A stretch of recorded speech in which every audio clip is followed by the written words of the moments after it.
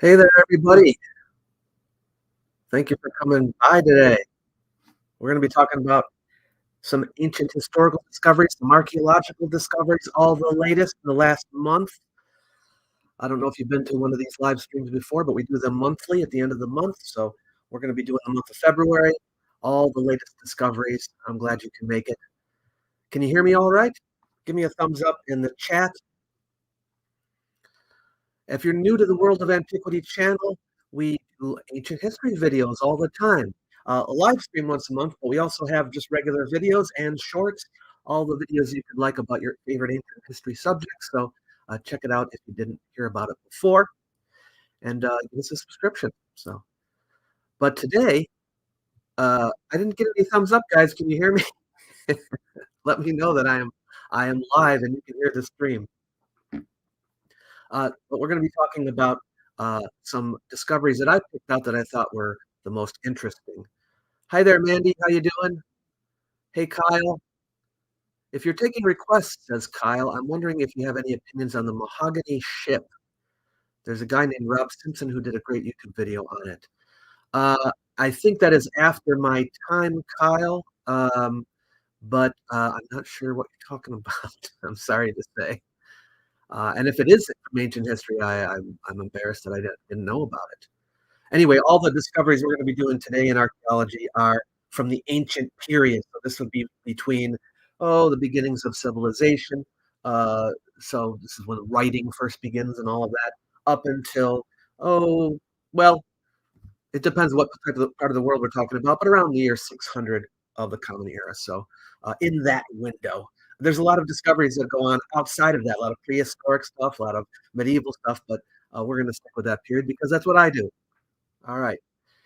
Hey there, Dave. Good to see you. Andy, Fritz, Dolly, Courtney, Breakfast of Champions, Joshua, Brent. Hey, great to have you here, Brent. Um, all right.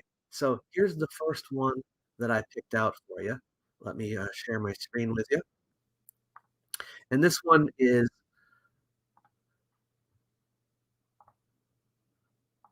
from the Maya. All right. So here we have Tulane archaeologist uncovers ancient Maya king's tomb, revealing rare treasures and royal lineage. Just want to make sure that you all can see it. You're all good? Okay. Showing up on my screen, so I think you got it. So this is in the ancient Maya city of Chochquitam, which is in Guatemala, right at the border of Mexico and Belize. So it's right where those three countries meet. And they found the tomb with all kinds of funeral offerings, including this jade mask that you see here in the picture. It's kind of like a mosaic. Uh, and you can see on the right, look at that, a carved bone. It's a femur, and it has hieroglyphs on it. Yeah. Um, there's one depiction of a man who is believed to be a previously unknown king holding a jade mask like the one found in the tomb. So the picture is probably a picture of the actual mask. And the hieroglyphs are thought to identify the king's father and grandfather, linking him to the Maya states of Tikal and Teotihuacan. So this is a new king. We didn't know about him, but now we can hook him into the family tree of the cities of Tikal and Teotihuacan. So he's a pretty important person. The archaeologist Francisco Estrada Belli says a discovery like this is a bit like winning the lottery in terms of information. Uh, it opens a window into an obscure time we have very little text about. Yeah. So, in case you don't know when the Mayan period is, we're talking about 250 to 900. Yeah, the relics themselves are from about 350 CE. Interesting that they put CE here and they put AD there.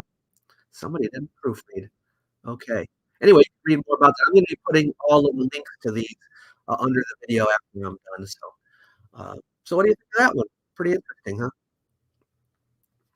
Is it the mask like in the movie? Says Courtney. Oh, I hope not. Yes, more Mayan archaeology, or any from the Americas, North, Central, and South America. Pretty please, says JK. Okay, we'll do more Maya. We'll do more South America. I am right now. I've been kind of mapping out possibly doing a trip to Peru. for a future antiquities travel guide, so that might be fun. Uh, RFL says, "Hi, hi there." Sri Ha Ha Ha says, "Can you make a video on the newly discovered Indo-European language? What does it tell us about the relationship of that language with other European Indic languages?" Well, I did talk about it in last month's live stream, but you're right. Or did I do it in my greatest hits video? I can't remember now, but I did briefly discuss it. But yeah, it might be worth doing something more fully on it. Although information is we're still at the beginning stages, so we don't have a lot just yet. Custuri says, "Hi, Dr. Miano and viewers. How you doing?" Shrek PMC says hello. John says, "I'm eager to hear of more cuneiform translations. I hear they're using AI to speed up the process." Yes, and we talked about that last month too a bit. That is true. We're going to be having new translations coming out, I think, very soon. We're still, as far as I understand, the scientists are still working out the kinks, but I think you're gonna be seeing a lot of translations coming out. AI is just taking off lately, hasn't it been? All right, let's look at another one. All right, this one is from China. Ancient city site unearthed in central China produces fortune-telling relics. Now, this has been under excavation for a little while. New things come out all the time, but just this month, they talked about these fortune-telling bone slips that have been found here. Now, this is in Puyang, which is in central China, in the Henan province, and it is the ancient city known as Gan from the Warring States period. That's 475 to 221 BCE. So this is the period that we're talking about. The There's a big wall in the city, but then there are on one of the sections there's 40 tombs that have been found, and there are all kinds of artifacts that have already been discovered in these tombs. But now they found these bone slips. Archaeologist Chu Fu Lin told the Global Times that based on the tomb's long and narrow configuration, as well as the abundant pottery and bronze relics. They were likely built during the Han, particularly the Western Han Dynasty. The Western Han is the earlier part of the Han Dynasty. The rarest and most surprising item discovered among the relics is a batch of bone slips totaling 10 pieces.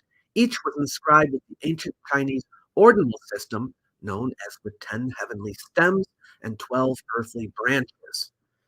The remains of cinnabar paint were found on the surface of the slips. This is ancient China's system of keeping time, this document, um, based on observation of the sky. Here's some pottery that was discovered there. Anyway, that was a pretty interesting discovery as well. So we'll leave that one for you below afterwards. How about another one? Before I do, let me see if missing any comments. Irving Finkel is the goat when it comes to cuneiform. Yes. I'm doing a highly anachronistic late Bronze Age collapse fiction series rendered in Blender. It needs a lot of work, but it exists. Well, more power to you, Shrek. Um, Shrek says your channel is becoming one of my favorites. Thank you so much. I appreciate it. All right, let's look at another discovery. Now, this one technically isn't ancient, but I thought it was really pertinent because it people thought that maybe this could be ancient, right? We're talking about Easter Island, Rapa Nui. There's writing that's been found there. Rongo Rongo. Have you heard of it? The script? Well, they did some carbon dating of some of the Rongo Rongo tablets, and it was already believed that they would be somewhere in this area, but there was some question as to whether the Rongo Rongo tablets appeared on the island before or after the Europeans arrived there in the 1700s. Well, one of the tablets came out with a date of 1500. Okay, uh, this is CE or AD, right? 1500. So that means it was before the Europeans got there. If you're wondering when Rapa Nui was settled by the indigenous peoples, the carbon dating for that is between 1150 and 1280.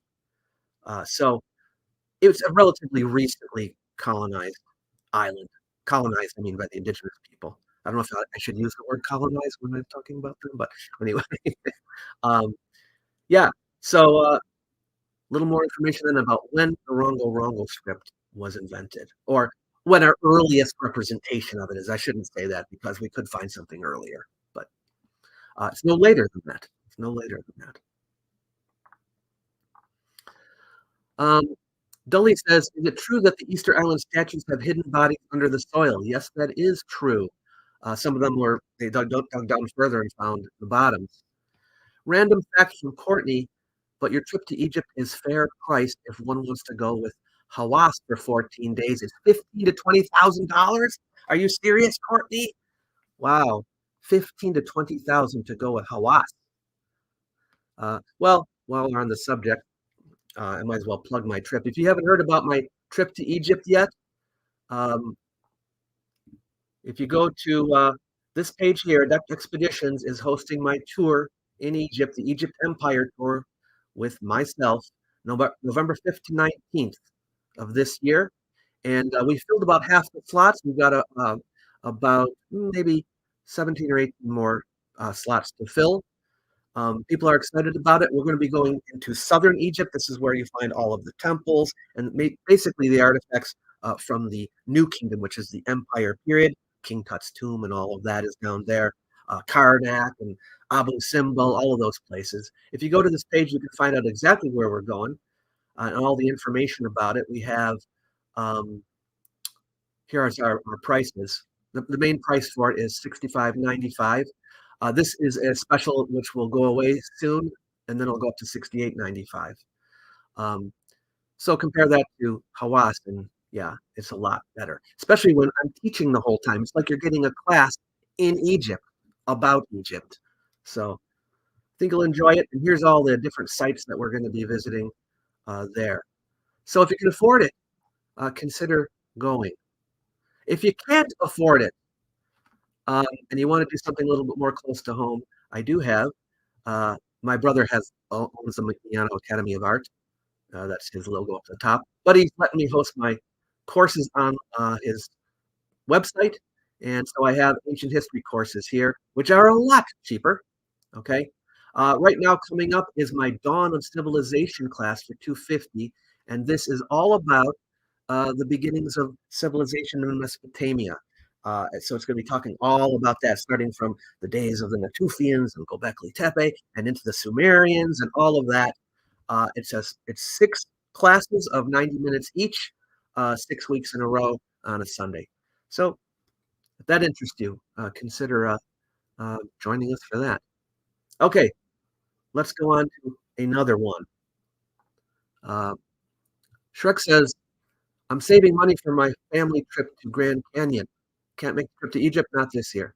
All right, well, maybe there'll be future opportunities. I think calling it colonization is fine, even if there were no people there before. Settled, I guess, would be a fine as well. Yeah, yeah, okay. Settled. Good one too. Will the people who go be filmed? Well, if you don't want to be filmed, then no. I will be filmed. But and if anyone wants to be in the video, they can be in the video, and you know, you can. Mainly, they'll be watching me talking, but people may want to interact. We'll use whatever parts we think are good. But if you don't want to be on camera, you just say you don't want to be on camera. I absolutely love your sarcastic and humorous takedowns of pseudo historians and pseudoscientists. Batman, you were probably talking about my shorts, my 1 minute comedy shorts, um, and they're fun to do. Some people say a serious professional historian shouldn't be making fun of people like that. So some people have a different idea about it. But I do it because people like them generally. Yeah. And they're fun. Of course, I have the longer ones too, but I try not to be sarcastic too much in those ones. Are you planning on offering these trips in the future? Says Marcus. I just graduated and need to work a bit before I can afford it. Yes, I am, Marcus. If all goes according to plan, I'll be offering two every year, but they will be in a different place. Okay, because I want to do a new location, for my antiquities travel guide. So it's always going to be somewhere different. So the likelihood of me coming back and doing this one again in the near future is probably not likely. Um, all right, people are waiting for the next one. So let's do another one over here. All right. So a Vastonic inscription on a bronze hand, writing in rituality in the Iron Age, Irulegi settlement in the Ebro Valley. Okay, so what is this one about? Um, this is actually the study we're looking at itself, but this one is about this inscription. on this bronze hand. You see this right here? Let me make it, oh, it's not that much bigger. Okay. But anyway, uh, I think I've mentioned this in an earlier live stream about things that have been found, and it was believed that the inscription on this hand could be an ancestor to the Basque language. Anyway, this study just came out on February 20th, and it confirms, well, at least it says it looks like uh, this is an ancestor to the modern Basque language. Okay, the people who lived here were the Vascones. They were for a while they were pre-literate, but now we have an inscription here, okay? And it says the detailed linguistic analysis suggests that the script represents a graphic subsystem of Paleo-Hispanic that's a language, that shares its roots with the modern Basque language and constitutes the first example of Vasconic epigraphy. So this is the earliest inscription from the Vascones. So I thought this was really interesting too. Those of you who know me know I love inscriptions, okay, and finding inscriptions. That's what being a historian is all about. The archaeologists, they love the material remains, but among those material remains, historians really love the documents. All right, here's another one. Nearly 400 ancient medical tools from Turkey hint at rare Roman doctors' offices. Yeah, these are medical instruments. You can see him here from the Roman period. And the reason why they think it was a group practice is because there's so many of them. Hundreds of these medical instruments have been found, 348 to be precise, at the site of Alianoi, an ancient town that also hosted a large spa-like bath in what is now Turkey. Okay, they found, of course, 1,800-year-old artifacts here. That's putting it in the Roman period, and we think, I mean, the archaeologists think, because there's so many, there must have been some kind of ancient medical center here. All right. Now, keep in mind, these medical tools weren't just found just now. The excavations took place between 1998 and 2006, but this is studying the instruments and cataloging them. So there's lots of work that is done after the things are brought in, right? You find stuff in your archaeological excavation, then it all has to be brought into the labs and then studied. So the study of these artifacts from this period have led them to this conclusion that there was a medical center at the site. But you can see some pictures of here of them finding the instruments here. Please keep in mind that this wasn't an organized practice in the sense that they were all working for a single business like today. Rather, it would have been more like Harley Street in London in the 19th century, where all sorts of practitioners or specialists set up shop in the same location. So I thought that one was also extremely interesting. The Batman says the Romans were quite organized. I couldn't put it past them. Professor Mex and the Rocker says we go places and dig up buildings that were mud flooded. You do? I'd like to hear more about that one. Are you an archaeologist, Professor? Professor Mex. Dully, I heard the recipe for Roman concrete was discovered or found out somehow. Is that true? That is true, and I think I covered that in a video just this past month. Not sure which one. But yes, they did discover the recipe. Yeah. Roman medical tools. Something tells me ancient medical procedures were terrifying. Do we have anything documented? Yes, there are texts that have come to us today about medical practice. We could do a whole video on that. Salt water and silk are two ingredients in the cement mixture. Yeah, I don't remember, but you could be right about that, Professor.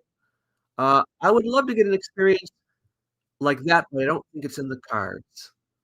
Were doctors only available to the wealthy and influential? Well, no, doctors are available to everybody. However, just like today, the wealthy got the better doctors and the better, the better service. Yeah, at least in America, it's like that. In some ways, yes, they lacked modern knowledge and superstitious practices. They did, yes. Okay. Could the number of finds also be interpreted as a canter for, I mean, center for? But you didn't finish your sentence, Kevin. All right. Anyway, let's look at another one. New archaeological discoveries in Abu Dhabi shed light on an-Nar, Bronze Age culture. An-Nar is a place. So yeah, this is in Abu Dhabi, right? New findings demonstrate the resilience and inventiveness of local Bronze Age societies. This is the An-Nar Bronze Age culture, as well as the Emirates' role in regional and international trade. Emirate. Uh, oh, oh, okay. I'm sorry. This is about something more recent. Okay. A recurring theme at Abu Dhabi excavation sites has been the use of natural resources such as coppers, pearls, plaster, and fresh water to facilitate international trade, sustain communities, and establish prosperity. Well, guess what? Um, Here we have a new archaeological season. The Abu Dhabi Department of Culture and Tourism found a Bronze Age culture on an island called Sas al Nahl, also known as An-Nar. They found bitumen, that's a kind of tar, from ancient Mesopotamia there that was used to waterproof pottery, meaning they traded with Mesopotamia, and a clay lined storage pit. They found a fragment that bears the impression of wooden pieces of rope, most likely part of a boat. Here you can see a stone object found on the island. Pretty good condition.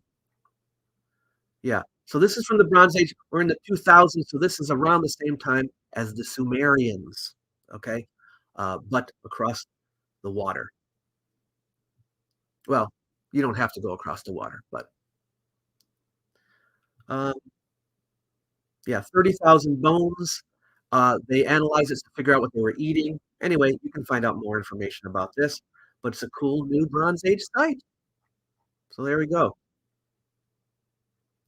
Here's another one. Archaeologists discovered the largest inscription ever found in Sri Lanka. Yes, that's a terrible image. It's very blurry, but there is an inscription on that rock. Okay, the largest ever inscription there, discovered in the ruins of the Dambulagala Monastery, dating back to the early 2nd century BC. Um, so the monastery is located just about 16 kilometers southeast of the ancient city of Polonnaruwa. Okay. Uh, the houses of this monastery are a number of caves cut out of the rock with Brahmi inscriptions over their drip ledges. Well, they found a big one. And again, it's a little hard to see. You get a little bit of a close up here, but these images are a bit blurry. But anyway, what's in the inscription? Well, we don't get a translation in the article, but we do get told what it's about. It's in the Brahmi characters.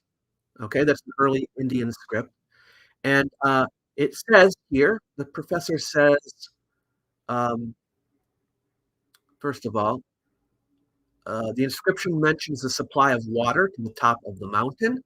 The inscription mentions about offering a cave to the Mahasanfa and offering a pagoda. You can see them working on it here. Also mentions a devotee of the Sangha. This is the monastery community. And it has something about harvest tax. It also mentioned here about making a hut called Barajaya and offering it to the Sangha. The dating of the inscription may indicate the period of King Lanja Tissa, also known as Lamani Tis, who was the first ruler of Sri Lanka under the kingdom of Anuradhapura. And it mentions the name of 3 princes. So I thought that was a great discovery. I'll be looking for the full translation soon. Um, let's see what some of the people are saying here. Professor, I'm so envious that you get to do. Oh, you're talking to Professor. Okay, that's not me.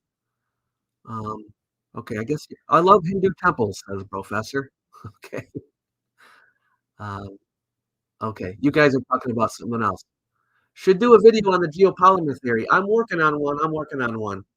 People have been asking, so don't worry. That's coming down the pike. Okay, let's take a look at another discovery. A monumental stone plaza at 4,750 before present. in the Cajamarca Valley of Peru. So this is prehistoric. So I guess, I mean, it's in the historic period in other places, but here in Peru, it's in the prehistoric period. But I thought it was interesting. It's from 2750 BCE. Okay. And they found a circular megalithic ceremonial monument. And if you take a look down here, it'll tell you exactly when it was. So it's from this period. Okay. This is the time of the Great Pyramid and all of that. And it looks like this. So there's not a whole lot here. It's on the top of a mountain, and it's a circular ceremonial site plaza. And the radiocarbon dates are new, so that's how we know when it was. And this is extremely early in Peru. So it's really great to have something from this time. There are some other examples. Uh, Corral is around the same time. Saralampai, Station Bio is a little older. But yeah, so it's one of the earliest monumental structures in Peru. So I thought that was interesting. Then we've got an actual base was found that's tied to one of the Roman legions. Okay, it's 1,800 years old. It's at Tel Megiddo. You can see part of it here. Megiddo is a very famous site, by the way, even before the Romans. Okay, it's where we get the word Armageddon from. Okay, Tel Megiddo. So yeah, basically they found there's near an ancient village. They found the remains of an 1,800-year-old Roman Sixth Iron Legion military base. That's Faraka is Iron Legion. The Sixth Legion base is the only Roman military base of these dimensions that has been located and exposed in Israel. Yeah. Now we know it's from them because not only do we have documentation that they were stationed here, but also I think there are things found here that tie them to the site. The Roman Legion camp at Legio is the original name, was the permanent military base for over 5,000 Roman soldiers for more than 180 years, from 170 to 120 to about 300 CE. Anyway, there's a video on it too on YouTube that you can check out to see more pictures of it. But yeah, so I thought it was great that they found this legionary base. By the way, you're already seeing it on the bottom of the screen, but just a reminder that you can support the channel live right now with a super thanks or super sticker or anything you want. It's much appreciated. No pressure, of course, but the channel is just supported by the audience. I do occasionally do commercials, you know that, for which I'll get a little bit of money, but most of the support for the channel is from you guys. Uh, all right. Thoughts on flat earthers and ice wall. That isn't my area, but I suggest that you go see Simon Dan. He'll have a lot to say about that. All right, let's look at another one here. A local tip helps reveal an ancient arcade in Kenya's highlands. They found 20 ancient game boards, Mancala game boards, carved into the rocks. So you can see that here with the game pieces. Isn't that cool? This is in Kenya. And how old is it, you ask? Ah, well, they don't have any carbon dating because you can't. Okay. However, I guess from other clues from the site, they're estimating its age to be in the prehistoric period. Now, where did I see that? Huh. The precise age of the game boards is difficult to determine, as they're carved into 400-million-year-old rock. DNA analysis of material found in the burial mounds could indicate how people interred in them relate to modern people. But they estimate 5,000 years ago at the earliest. Okay, so that's the estimation. Hopefully, we can figure out maybe from the DNA how old the game boards are. But this is really interesting. Yeah. All right. Ancient warrior discovered buried with horse and sword after 1,300 years. Yeah, so they found a warrior. He was an Avar warrior. I don't know if you ever heard of the Avars. Okay, they're one of the groups that showed up as the days of the Roman Empire were waning. Well, at least in the West. They show up in the East. The Eastern Roman Empire was still alive and well. Okay. But the Avars were originally nomadic. They came from Asia, but they settled in Central and Southeastern Europe, including Hungary, and they created an empire there, the Avar Empire. Well, they found an Avar warrior in a shallow grave. You can see a bit of it here, uh, with his horse buried on top of him. Now, what's cool about this is he has his armor full set, called lamellar armor, and well, he didn't have it on. Sorry, it was laid out in his tomb, and we didn't really have a good idea of what Avar armor looked like, and kind of what they wore and everything. And this helps. Okay, we also found a bow and arrow and sword. Arrows, not one arrow. So yeah, though burying with armor was not common practice in the Avar period, it is known from several male, female, and child graves too. In most cases, however, only a few plates or fragments of armor are recovered from the graves. So this is the first time they got a complete set. So that's cool.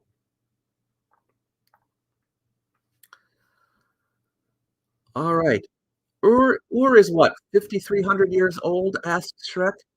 The city of Ur is, well, you're in the right ballpark, but I would say a little bit younger, but not much. See, well, I don't know if you're asking about when it became a city or when it was settled. I guess if you're going by when people first build huts there, it probably does go back that far. Okay. Do you believe that there were an equally sophisticated society in the same time period as the Sumerians? Um, well, there was. There was. Um, absolutely. Um, right next door.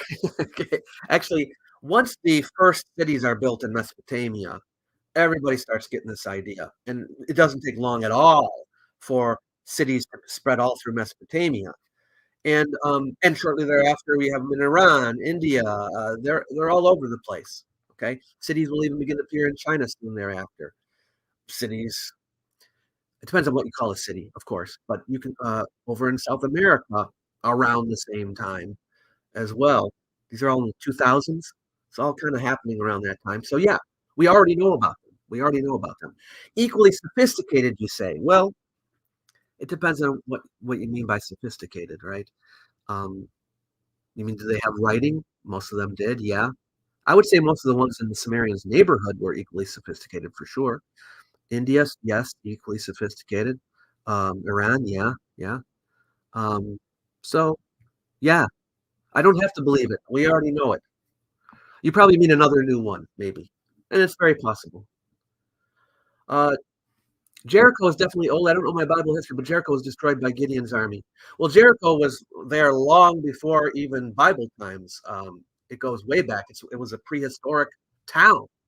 Okay, way, way, way back. Yeah. Um, I meant the ancient board game. You meant the board game. Oh, um, well, they were found in the royal tombs of Ur. Yeah. Um, and they're from around. Yeah, they're from way back, 2000s, I think. Um, is it 2000s? I think it's 2000s BC. So yeah, go way back. But um, well, Irving Finkel says we know how to play it. I'm sure there's still some debate about that, but um, yeah. Hello to everyone. Greetings from Greece. Good to see you, Ioannis. All right, let's look at another archaeological discovery. This again is kind of prehistoric, and I told you I don't do prehistoric, but it's within the historic period of the world, generally speaking. So I put it in here. Thailand's Iron Age log coffin culture. Okay. This is between 2,300 and 1,000 years ago. So this would be what 300 BCE to 1,000 CE. Okay. Individuals were buried in large wooden coffins on stilts. That's why they call it the log coffin culture. And I think you can see some of the logs here. Yeah, anyway, there's a whole article about it here. Um, but the DNA has been recently taken and analyzed from 33 different buried people from these sites, and they were able to associate these people with people living in the area, so they are ancestors of them. So I thought this DNA study was pretty interesting. Our research examines the relationship between humans and their environment in the seasonal tropics. One crucial aspect is the exploration of the social structure of these prehistoric communities, as well as explaining their connections with other pre-Neolithic, Neolithic, and post-Neolithic groups in the region. They also were able to determine how they're related to other peoples of the same time period and earlier from around there. Yeah, so that was an interesting discovery this month as well. Then we have evidence of intentional Roman use of narcotic seeds found in bone vessel from the Netherlands. Look at this. So this is a bone vessel. Inside were these seeds. Yeah. And what seeds are they?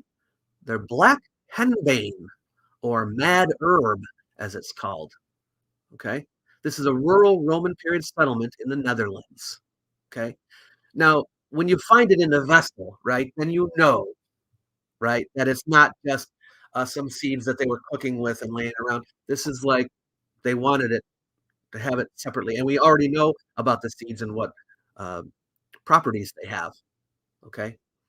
Also, um, the archaeologist said, or the author said, what is it? Yeah, he's an archaeologist. Oh, or she. Since the plant can grow naturally in and around settlements, its seeds can end up in archaeological sites naturally without intervention by humans. See, if you find it naturally, you don't know for sure people are using it. But this one is unmistakable proof for the intentional use of black henbane seeds. Yeah. They determined that the seeds were deliberately inserted into the bone, which was 2.8 inches long. And the bones dated to between 80, 70, and 100, based on ceramic styles and the wire brooch with it. So, yeah, they were doing drugs here in Roman times. Well, they were doing it long before Roman times, too. Um, let's see. What were the percentage of literacy during the New Kingdom of Egypt? Um, in all ancient cultures, JJ, I would say it was very low. The upper class, they were educated, they were literate. If you were in a business that required literacy, you were literate, right? But most people, no, most likely not. Um, wait, in the Netherlands, so it wasn't even fully part of the empire. Um, well, did the Netherlands ever become part of Rome? Hmm. You know what? You may be right about that. If they did, it was only for a short time. So it isn't necessarily. Yeah, I got to double check on that. I'm not entirely positive. It was right, very close to where the border would have been. Yeah. Why do you think the recent Sumerians in the early period engaged in human sacrifice, like the royal cemetery of Ur? Well, the Egyptians did it too. Why did people do that? They do it because they were already believing you can take things with you, right? Why do you bury those things, other things, not live things in there? Why do you bury animals in there? You believe you can take things with you. So if you are a royal and you like your servants, you don't want them working for anyone else after you, they're going to come with you. Okay. So I don't know if they volunteered or not, but they're going with their master. Okay. Yeah. So many cultures sacrifice. That is true. Can we carbon date the seeds or vessel to know who was the Roman emperor while they used this vessel? Well, they already determined kind of the proximate period, but yes, you can carbon date seeds. So I wouldn't be surprised if they do it. Uh, Orb, I can't comment on Homo naledi. That is not my period of history. That's way back. Okay, way back before my time. Yeah, there was a time team dig at Utrecht of a Roman boat. Oh, okay. Uh, A certain ex-president promised to build a wall. Caesar built two in one siege. Vote for Caesar. Okay. Um, all right, let's look at another one here. These 3,000-year-old treasures were forged from meteoritic iron. New research that two Bronze Age artifacts from the treasure of Vienna contain iron from a meteor that hit 1 million years ago. Now, you might think this is not a big deal. Like, okay, there's some objects that have iron in them that come from a meteorite. But you should know that this is in the period. Okay, this is very early. This is 1400 to 1200 BCE. Okay, this is in Spain, and this is the period when we're just starting to get into the Iron Age. Okay, barely. Actually, you can almost call it pre-Iron Age. For example, in King Tut's tomb was found an iron dagger, but it was made from meteoric iron, not metallic iron, not the one kind that you smell. Okay, so they were working with iron that they found that had fallen from meteors, right? They thought it was cool. They made it into things. They were doing it here in Spain too at the same time, but they're not quite yet at the point where they're smelting the iron and all of that. So this is before that. But it is interesting that just like Egypt was using meteoric iron and the Hittites, also we have it going on here around the same time in Spain. So it's a pretty important discovery, I would say. You can read more about it here. Ancient blacksmith's workshop discovered by archaeologists in Oxfordshire. So here in England, we've got Oxfordshire, an Iron Age blacksmith's workshop. It's 2,700 years old. That's about 700 BCE or so. And there isn't much left of it, but they did find some artifacts with it too. And here's why it's important. This is at the very beginning of the Iron Age in Britain. Okay, they had a later Iron Age, and so this is the very beginning of their Iron Age. And there's enough material that was found here. So you can see um, this is a 2-year. I don't even know what that is. Was found at the site from the shop, but they could learn a lot about how they were working with the iron in England at the very, very beginning of their Iron Age. This is information they did not have before, so I thought it was worth mentioning. Okay, let's see what we got here. Archaeologists look for Roman workshop and instead find a puzzling Bronze Age settlement. Okay, this is kind of cool because sometimes archaeologists they will go to a site. They're like, "There's got to be. We think there's something here," and they begin to look for it, and then they may or may not find what they were looking for, but they might find something else too. And that's what happened here. A Bronze Age settlement dating to between 3,200 and 3,500 years ago was uncovered in Switzerland. Yeah, I think, yeah, this was a rescue excavation, meaning they wanted to build here. So archaeologists come in to make sure that, no one builds until they see everything that's down there. And they thought there was an uh, ancient brick workshop from the Roman era, but they didn't find it. But they did find a Bronze Age settlement instead. What's exciting about the Heimberg site is that no settlement from the Middle Bronze Age was previously known at this location. Yeah. So it's still early days. We don't know what else they're going to find down here, but it's significant, and maybe we'll hear about more discoveries at this Bronze Age site.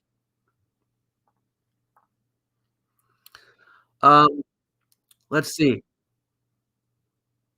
Incredible time to update the Bronze Age map. Yes, Master Decos, that's sure. Are are are loose are lost Roman legions, if that's the thing, a concern for historians or just natural result from lack of records not recording them being dissolved? Cheers and thanks for sharing your passion.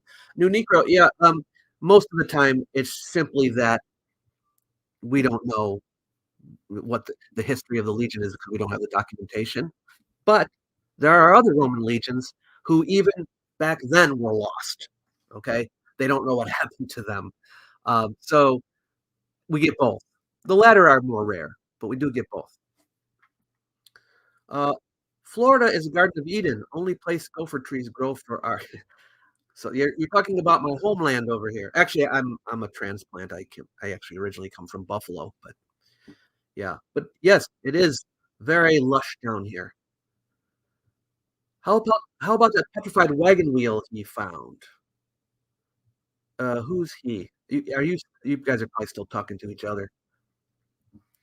How can a Roman legion get lost? You go on a mission, you don't come back, basically. Yeah. Kevin says the transition to Iron Age was slowed by the difficulty of separating iron from iron ore. Yeah, yeah. The legions kept daily books of everything. It's almost all lost. Yeah, that is true. All right, let's look at another one. Okay, an ancient life revealed. Forager turned farmer crossed seas. Okay, this is the Vitrup Man skull. You ever hear of the Vitrup Man? It's a Stone Age skeleton found in a peat bog in Denmark. Well, they just analyzed it. Okay.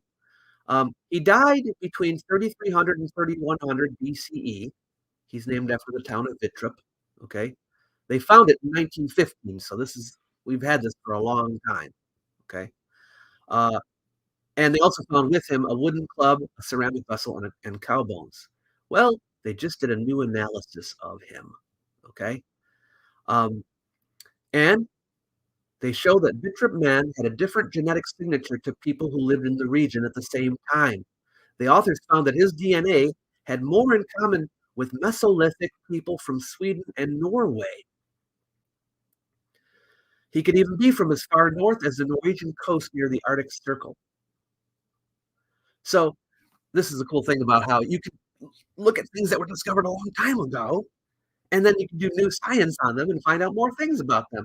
So here we find out that Vitrup Man was not from the area that he died in. Okay. He would have had to have covered at least 75 kilometers by boat across open sea, even if small islands were used as stopovers. What could have sparked such a journey? In those days, people did not travel a long way unless they really had to, right? The authors aren't sure, but two main scenarios can explain his life story. One is that he was part of an exchange for flint from the Jutland heading north to the Scandinavian peninsula. Previous archaeological finds seem to suggest a reciprocal relationship between Denmark and Scandinavia. Another possibility is that he was taken prisoner, possibly far north in west coast Scandinavia, and spent the years of his life when he was in peak physical fitness as a captive and source of labor. Oh, by the way, how did he die? We were just talking about this, folks, in a ritualistic sacrifice. He was 30 to 40 years old when he died. Yeah. But new information about Vitrup Man. Pretty cool. Um, just a dude being a dude. Elliot says, Sir, why do you think there's no large historical remnant site, cities, and stuff to be seen in India compared to Egypt for X perished back 1,000s of years while India? I'm not sure I quite understand what you're saying, but um, cities appeared in India mm, not long after Egypt. I mean, very, very close. Very close. They're only like a few hundred years apart, maybe. India, we're not talking about cities now. India, of course, was settled way far back, but cities began appearing. Um, Egypt was one of the early ones. Nekhen was their first city that we know of, but not long after that, you start seeing cities in India. So there's not much of a difference. My body has iron from meteorite inside of it. Oh, it's a joke. Okay. Warner says, "Oh, I tried your live stream, but the audio is terrible." Wait, is the audio bad, everybody? Oh, the audio seems decent on my end, says Essie. Please let me know if my audio is bad. I hope I haven't been speaking with bad audio this whole time. Is the audio okay? I can hear fine, says Shrek. There's some feedback. Oh, there's some feedback. Audio is fine, says Steve. Audio is fine, says John. Audio is poor. but can be understood, says RFL. The audio is bad, like you're using a webcam mic. Oh, oh, geez. Okay. I set up my blue snowball. Should work. The blue snowball's not working? Edit mic settings. Um, I'm not sure how to do it while I'm already live streaming here. Oh, that's not good.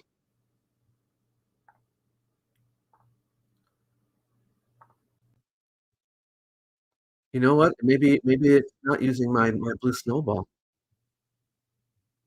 A bit much gain. You know what? StreamYard, what they're using has automatic um, volume adjustment, so I'm surprised. Noise gate.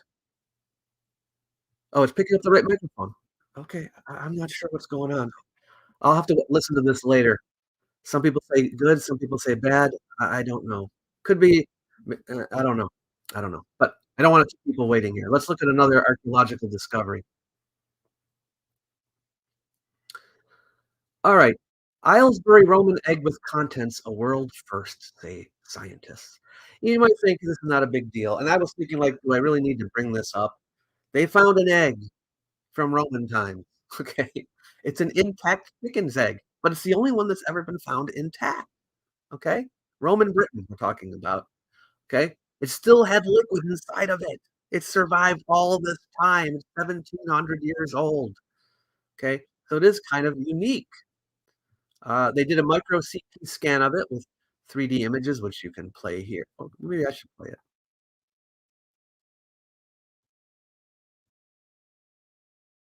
so you can see what's inside of it. Anyway, uh, the project manager said it was amazing the fact that the egg still retains its original contents. It's incredible. Um, yeah, so I don't know how much you can actually learn from it, though, but it is kind of interesting that they found a chicken egg. Okay. Um, yeah. And while we're on that topic, there was another one that's similar. They found a bed, okay? Flat packed furniture for the next life, a Roman funerary bed. Remember, we were just talking about people dying and being buried with things? Someone wanted a bed for the next life, okay? They found a funerary bed, but what's interesting is because it's made of wood, it's really hard to have wood last that long, right? They found in London a complete wooden funerary bed, the first ever discovered in Britain. So very well preserved. You can see parts of it here. So I thought that was cool. Roman bed, funerary bed. I don't know if they made, the beds differently for I don't know. Not sure. But double check that one. And then here, similarly, they found some lipstick from the Roman I'm sorry, not Roman. This is from Iran. They found some red lipstick, 3,600 years old in Iran, the oldest lipstick ever found. Now they figured that they had it, but, you know, it is because they have some other cosmetics from the time, but it is cool that they found some red lipstick. 3,600 years old. That's, uh, that's right around the times of the Sumerians, okay? They found a small chlorite vial containing a deep red cosmetic preparation believed to be an ancient type of lipstick. This is in the Giros region. Yes. They have it in scientific reports. I probably should have just put that up here. But it's the oldest known red lipstick from the Bronze Age. Okay. Um, it was designed to be held in one hand along with a copper or bronze mirror. Yeah. The reddish substance's mineral components include hematite, which has been darkened by manganite, rawnite. Yeah. Um, here you can see the vials. This is what they look like. They're very small. This looks large in the picture, but they're very small. And yeah, you can put it up to your lip. Okay. Some ancient Iranian lipstick.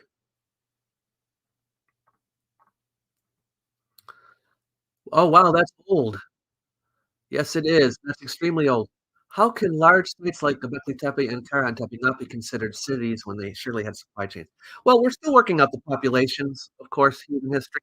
Um, but until we are, able to find enough houses, we won't really know if it's a city. Also, I have a whole video on the earliest cities in the world. There are other um, features that they have to meet. Yeah, what do you, the word I'm looking for? Um, but anyway, you have to check all of these points for it to be a city. One is population and size and things like that, but other things too make it a city. So that's why we haven't called it a city yet. Um, was Zoroaster a historical person? Yeah, probably. Well, let's just put it this way. You find a document and it's written by somebody. Is the person who wrote it a historical person? Yeah, right? So there is these documents called the Gathas, and they're written by a guy named Zarathustra, Zoroaster. So, yeah, he's a historical person, but all of the stories about him, we don't know if they're all true, right? But somebody wrote that, right? And he gives his name, so we can say that. So they crushed rock and added water paste? I assume so. I think the tepes aren't counted as cities due to population size and lack of settled farming. Yeah, usually, intensive agriculture is a feature of cities because if you don't have intensive agriculture, how many people can you actually feed in one spot? You need it, right? You need it in order to support such a high population. Do you think it's likely that an archaeological dig will shape the archaeological world that will be more significant than that of Howard Carter's discovery? Yeah, I do. Um, just seeing what they discover each month, I think a big one is just statistically likely, okay? And big ones happen, every, couple of decades or something like that, but yeah, I'd say so. What were the vials made of? I think they're stone. Chloride is stone, right? I think they're made of stone. Have you seen how big yeah, well, we no one's seen how big they are because we haven't excavated the whole thing. Uh, okay, I've got one more for you, everybody, one more. Oh, John, thank you for the, donation. Appreciate it very much. Is that the first one I got? Hey, anybody, if you wanna help out the channel, it's so much appreciated. I am getting married this month, so please, it will help. Okay, so let's go to our last one. 1800-year-old Roman tombs in Bulgaria include medallion featuring an emperor and glass bottles for collecting mourners' tears. It's not the greatest discovery in the world, but in Bulgaria, there was a farmer who found a couple of graves. They dug it up and they found a Roman era family that lived there. And there's been some objects in there. Now, yes, it's interesting to find the medallion with the Emperor Caracalla. It is here. It is Emperor Caracalla. That's pretty cool. They found some artifacts, but there's a story behind it about the family. And apparently, there was a baby who died, and they buried the baby first, and then the parents got buried there shortly thereafter next to the baby, and they were not old. So something happened where, uh, the parents ultimately had to be buried next to their child that they lost early. So it's kind of a sad story, but, um, yeah, so I thought that was an interesting discovery as well. And it just goes to show that sometimes archaeological discoveries are accidental and sometimes they're on purpose, right? This is an accidental one. Then people go there and excavate on purpose, but sometimes they find things accidentally, and it's usually in somebody's backyard, you know? Um, Other times you see a tepe or a tell and you're like, "Hey, there's something under there. Let's go look," and then you find stuff that way. Sometimes people complain and they say, "Why aren't archaeologists digging where I want them to dig? I think Atlantis is over here," or whatever. When the thing is, archaeologists wanna make sure that they find something, so you're just much more likely to find something if you see a tepe, right? You know this is an artificial mound, you know there's something under there, you're you're more than likely to find something. But other places like, well, this plain land here. We haven't found anything yet, but I think there's something there. Do you wanna put all that money into it when there's no clues that's telling you that to dig there? So this is how sites are chosen sometimes. It's like, well, I wanna find something, so I'm gonna pick something that has a high likelihood of there being something there, you know? Oh, Heather, thank you so much. Oh, and very generous too. I appreciate that. And Andy, oh my gosh, wonderful. This is great. King Do. Oh, or is it D Ho? Anyway, thank you. Thank you for the super sticker. Appreciate it. Oh, that's very great. Um, well, thank you, everybody. That is all the archaeological discoveries I have for you this month. Just a reminder, as I mentioned before, I do have classes online. I'll leave a link below. So if you want to join a class, the dawn of civilization is coming up. And if you want to go on a trip to Egypt with me, I'll leave a link for that too. Would love to have you come along. Thank you for the well wishes and the congratulations. I appreciate it. I hope you all have a great day. Who's the girl I'm marrying? You'll find out. Okay. All right, everyone. Have a wonderful and thank you for coming out today. I appreciate it. Bye bye.